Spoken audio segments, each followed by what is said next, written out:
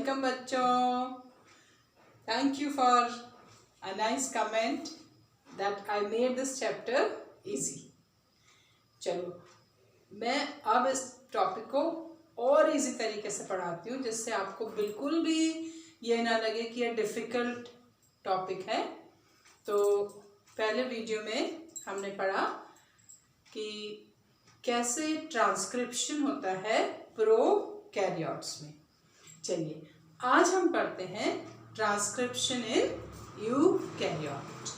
तो हमारा आज का टॉपिक है ट्रांसक्रिप्शन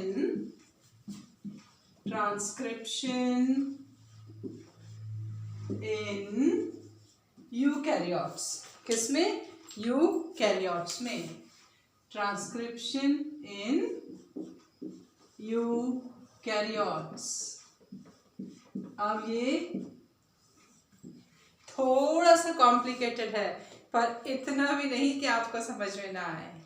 अब तो आपको आ रहा है ना। चलिए अब देखो, ट्रांसक्रिप्शन की जो मेन मैकेनिज्म है वो तो सिमिलर है, ट्रांसक्रिप्शन यूनिट भी सिमिलर होती है, लेकिन यूकैरियोट्स में आप पढ़ेंगे कि ट्रांसक्रिप्शन यूनिट में जो आपका जीन है वो किस फॉर्म में है? स्प्लिट जीन की फॉर्म में प्रेजेंट होता है। ये आपके लिए एक नई कॉन्सेप्ट है।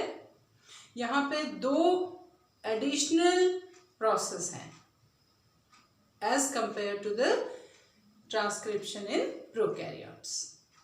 एक तो आप पढ़ेंगे split gene concept, monocistronic gene, और सेकेंड आप पढ़ेंगे कि there are 3 different types of RNA polymerases। जो हमारे ये एंजाइम हैं ये कितने टाइप के हैं? 3 डिफरेंट टाइप के हैं। तो चलिए पहले मैं पढ़ाती हूँ कि जो RNA polymerase हैं, RNA polymerases, this is first additional thing that you have to study. This RNA polymerases are of how many kind? 3 different kind. चलिए हम इसको लिख देते हैं 1, 2 और 3। ऐसे ही आपको नोट करना है। RNA polymerase 1, RNA polymerase 2, RNA polymerase 3। ठीक है। पॉलीमरेज 1 क्या सिंथेसाइज करता है? Ribosomal RNA। किसका सिंथेसिस करता है ये? Ribosomal RNA। आपको मैंने पढ़ाया पिछले वीडियो में, राइबोसोमल RNA क्या है? Structural RNA। ये क्या बनाने वाला है? राइबोसोम, है ना। और राइबोसोम आप जब पढ़ते हो तो आप कहते हो 70S 80S स्वेडबर्ग यूनिट होती है ये, है ना। तो ये राइबोसोम फर्दर डिवाइडेड, ये जो RNA है ये फर्दर डिवाइडेड होता है। 70S में अलग होता है, 80S में अलग होता है। तो ये कितने हमारे टाइप के होते हैं ये मैं आपके लिए लिख देती हूँ। ठीक है।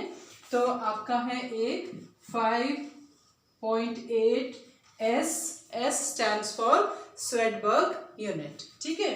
देन यू हैव 18S, ये हमारे इसके फर्दर डिवीजन है किसके? राइबोसोमल RNA के। And then also you have 28S। ये अगर आपको समझ में नहीं आएगा तो मैं अपना सेल का जो स्ट्रक्चर पढ़ा रही हूँ 11th क्लास के लिए, वो वाला वीडियो आप देखना। उसमें आपको मैं बताऊंगी कि कौन से राइबोसोम में किस किस तरह के राइबोसोमल RNA होते हैं और कैसे वो फॉर्मेशन होती है। चलिए अब RNA polymerase 2, this synthesizes what? hnRNA. Again this is a new word for you. HN stands for heteronuclear RNA। अभी बस थोड़ा इंतजार करो, मैं बताती हूँ कि hnRNA क्या होता है। अभी मैं इसका फुल फॉर्म लिख देती हूँ। This is heteronuclear RNA। This is what? hnRNA. Fine. Then RNA polymerase 3 synthesizes what? Which RNA? Transfer RNA. ठीक है. This is going to convert into messenger RNA. तो ये हमारा informational RNA है, ये transport RNA है. This can also synthesize 5sRNA. ये आपको सारा लर्न करना है. It can also synthesize snRNA. SN stands for small nuclear RNA. SN का फॉर्म में लिख देती हूँ, full form. This is small nuclear RNA. Fine. तो हमने ट्रांसक्रिप्शन इन यूकैरियोट्स में पढ़ने के लिए पहले एक एडिशनल इंफॉर्मेशन आपको चाहिए कि वहाँ पर कितने RNA यूज होते हैं. RNA पॉलीमरेज 3 टाइप के. Polymerase 1, polymerase 2, polymerase 3. फाइन. और आपको याद करना है कि पॉलीमरेज 1 क्या बनाएगा? Ribosomal RNA. पॉलीमरेज 2 ने क्या बनाना है? हेटेरोन्यूक्लियर RNA. और पॉलीमरेज 3 ने बनाना है transfer RNA. In addition to this it also synthesises what? मैंने आपके लिए लिख दिया. डन. चलिए अब मैंने आपको क्या पढ़ाना है? सेकेंड एडिशनल थिंग कि जब यूकैरियोटिक सेल में ट्रांसक्रिप्शन हो रहा है तो सेकेंड एडिशनल कॉम्प्लिकेशंस क्या हैं? This is again an important thing to understand. तो अब सेकेंड एडिशनल इम्पॉर्टेंट थिंग क्या है आपके पास में कि ये आपकी क्या है? This is what? Transcription unit मैं आपके लिए बना रही हूँ. This is 1 strand of the DNA. चलो दोनों स्ट्रैंड का कलर मैंने क्या कर दिया? चेंज कर दिया. Just to demark if this has which polarity? 3-5 और हमारे इसकी पोलैरिटी 3- और इसका 5. आप जानते हो कि एक टेम्पलेट है और एक क्या है? कोडिंग स्ट्रैंड है. थोड़ा सा मैं इसको यहाँ पर क्या करती हूँ कि दिस इज व्हाट? ये ट्रांसक्रिप्शन यूनिट है, जिससे आपको अच्छे से समझ में आ जाएगा. ठीक है. चलिए ये हमारी ट्रांसक्रिप्शन यूनिट है. Here you have promoter and here you have what? ये आपका हमने क्या बना दिया? टर्मिनेटर. और इसको हमने क्या बोला? प्रमोटर. फाइन. और ये क्या है? हमारी transcription unit. And this is a structural gene. यही स्ट्रक्चर पढ़ा था हमने, है ना. चलिए अब ये जो स्ट्रक्चरल जीन है दिस इज पॉलीसिस्ट्रॉनिक. इसी के लिए मैंने ये फिगर बनाया. ठीक है. This is what? this is, I'm sorry, so this is not polycistronic, this is what? Monocistronic. ठीक है. This is what? Monocistronic. Monocistronic means this is going to synthesize only one polypeptide. Prokaryotes में क्या होती है? Polycistronic, है ना. और eukaryotes में क्या है? मोनोसिस्ट्रॉनिक. ये क्या बनाने वाली है? This is going to form only one polypeptide. क्या बनाने वाली है? एक ही पॉलीपेप्टाइड बनाएगी. फाइन. इतना आपको समझ में आ गया कि ये जो ट्रांसक्रिप्शन यूनिट है इसमें ये जो स्ट्रक्चरल जीन है वो क्या है? Monocistronic. This is going to form a single polypeptide. Fine. Second thing कि इसमें बहुत सारा इसका जो पूरा हिस्सा है, this is template, the entire, इस पूरे टेम्पलेट में there are some non coding portions also, unexpressed area भी होते हैं। This is very important. यहाँ पर जो जीन प्रेजेंट हैं वो कैसे प्रेजेंट है? जीन किसकी फॉर्म में? Split gene. ये जो मोनोसिस्टोनिक, ये स्ट्रक्चरल जीन जो है, ये क्या है? स्प्लिट जीन है। अब ये स्प्लिट जीन क्या है? मैं ये सिस्ट्रॉन को दोबारा यहाँ पे बना रही हूँ, क्या समझाने के लिए? Split gene. For example this particular portion, मैं इसको मार्क करती हूँ, दिस इज एक्सप्रेस्ड एरिया। ये अपने को एक्सप्रेस कर सकता है। अपने को एक्सप्रेस कैसे करता है? आरएनए, और आरएनए प्रोटीन बनाएगा। This is non expressed area, और ये फिर से क्या आ गया आपका? Expressed. This is what? Expressed area and so on. इसमें क्या है? एक्सप्रेस्ड और नॉन एक्सप्रेस्ड एरिया क्या करते हैं? एक दूसरे के साथ में इंटरप्शन करते रहते हैं। And this concept of the gene is called split gene. कौन सा जीन? Split gene. अब यहाँ पर क्योंकि कौन सी कॉन्सेप्ट है? दिस इज, यहाँ पर क्या है? स्प्लिट जीन कॉन्सेप्ट है।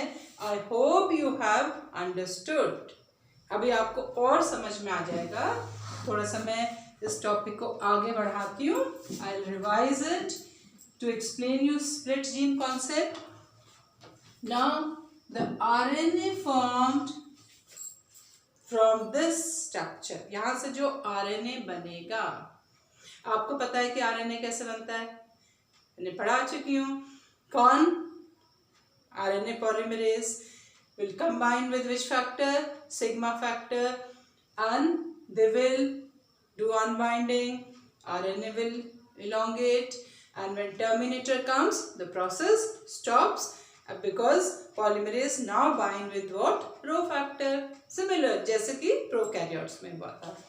This is what RNA with the polarity 5' 3' और यहाँ पे enzyme है. This is nothing but an enzyme. आपने पढ़ा था कि a small portion of enzyme is bind with RNA. ठीक है.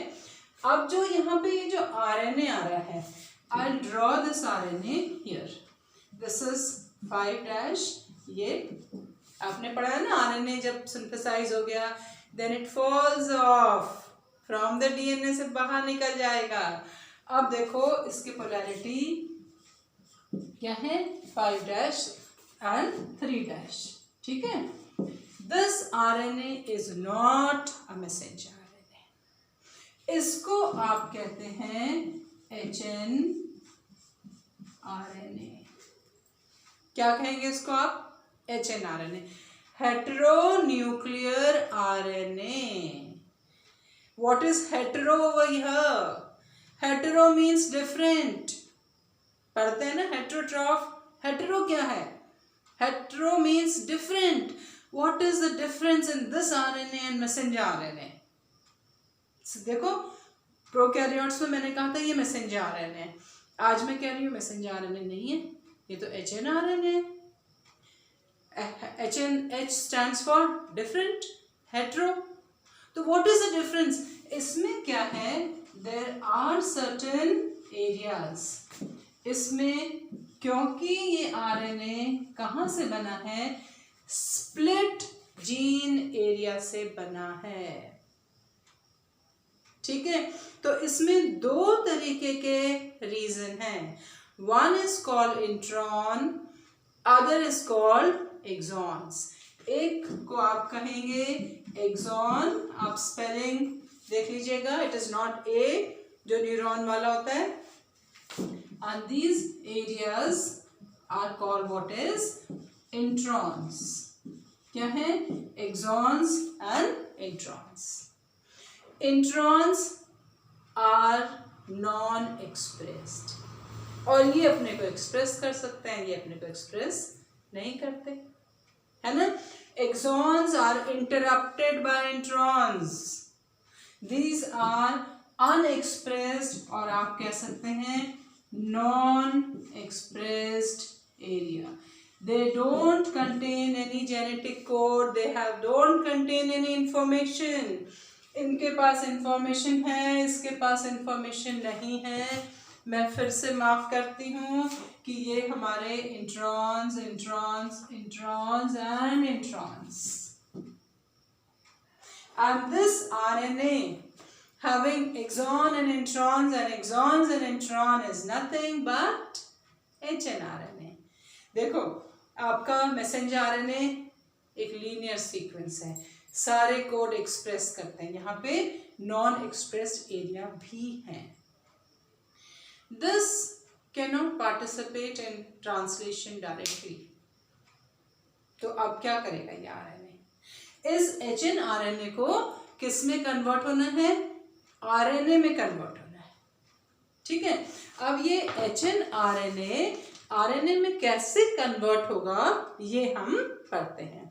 और ये जो जीन्स का अरेंजमेंट है मैंने आपको क्या बताया, कौन सा है? Split gene arrangement. और ये split gene arrangement, split gene की concept who is given by whom? ये आपका आ गया split gene. And the split gene concept is given by Richard. किसने दी थी ये concept? This is given by Richard J Robert. Richard J Robert has given this concept. Make a hashtag for this, an important question for your NEET exam. Fine. अब हमारे पास क्या है? Exon and intron. Now how is this hnRNA will convert into messenger RNA? क्योंकि जब तक messenger RNA नहीं बनेगा translation नहीं होगा. ठीक है. ये स्प्लिट जीन अरेंजमेंट है. स्प्लिट जीन अरेंजमेंट से आपको क्या मिला? hnRNA. और ये कॉन्सेप्ट किसने दी थी? आपने नोट कर लिया होगा. किसने? Richard J Robert. फाइन. अब इसमें क्या होने वाला है? एक एडिशनल प्रोसेस होने जा रही है. There will be a modification at 5'. आप बहुत अच्छे से याद करो. 5' में एक मॉडिफिकेशन हो रहा है.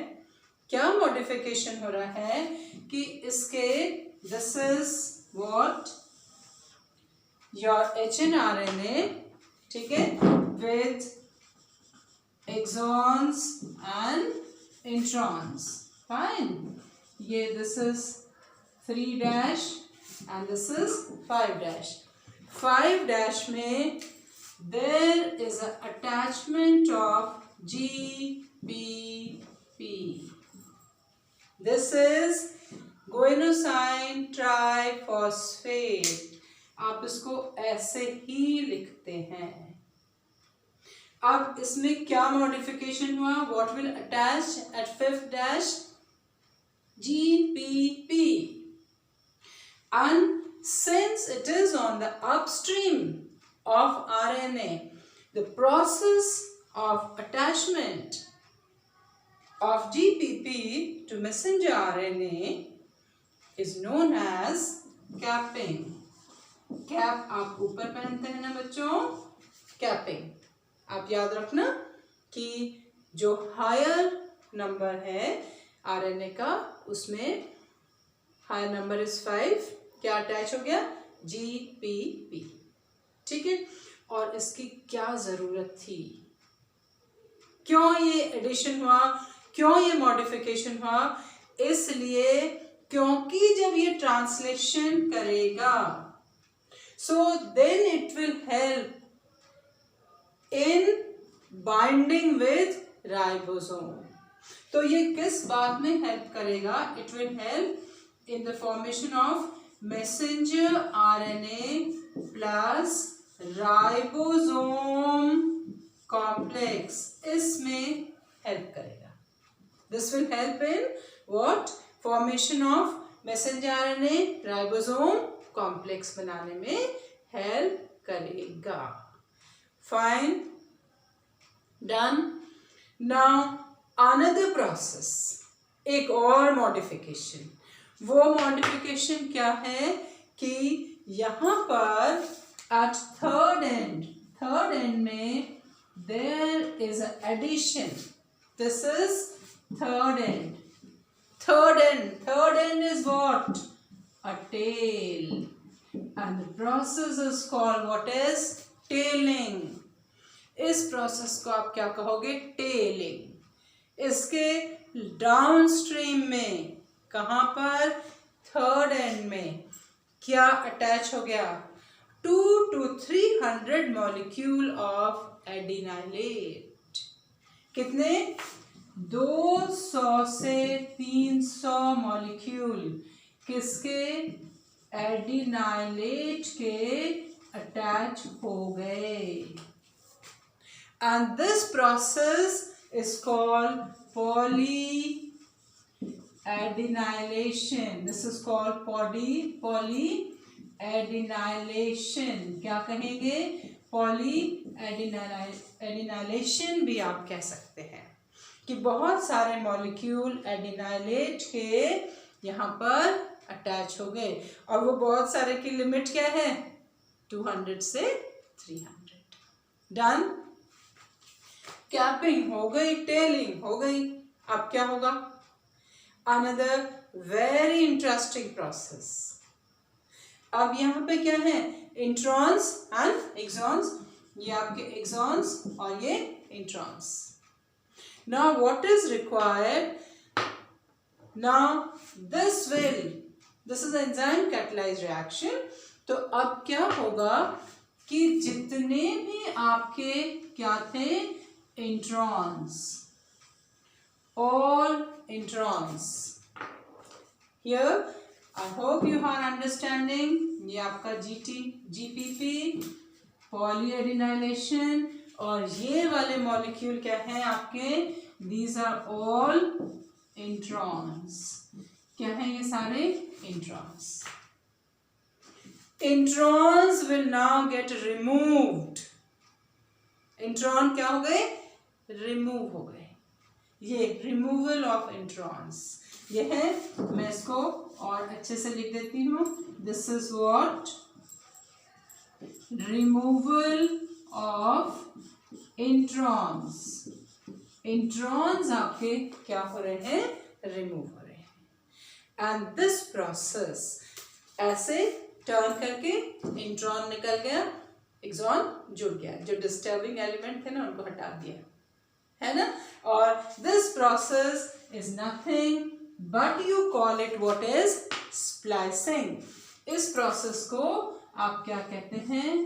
Splicing.